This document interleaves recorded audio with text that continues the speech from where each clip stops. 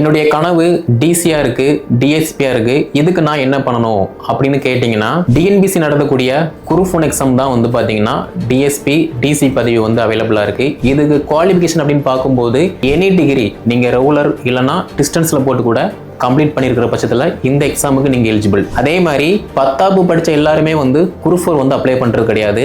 Same time degree படித்த எல்லாருமே வந்து பார்த்தீங்கன்னா குரூப் 4ல நம்ம முட்டி மோதி நிற்போம். ஆனால் குரூப் 4 விட குரூப் 1 எக்ஸாம் வந்து ரொம்ப ரொம்ப ஈஸி. நீங்களே திங்க் பண்ணி பாருங்க, குரூப் 4ல வந்து 10 லட்சம் பேர் 20 லட்சம் பேர் வந்து போட்டி போடுவாங்க. ஆனால் குரூப் 1க்கு வந்து தகுதியானவர் மட்டும்தான் போட்டி போடுவாங்க.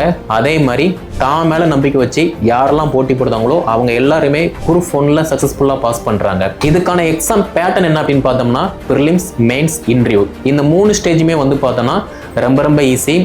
உங்க மேல நம்பிக்கை வச்சு நீங்க குரூப் 1 அப்ளை பண்ற பட்சத்தில் அதுக்கான முயற்சி பயிற்சி எடுக்கீங்க அப்படின்னா நீங்களுமே வந்து டிசி டிஎஸ்பி பதவியில் வந்து அமரலாம்.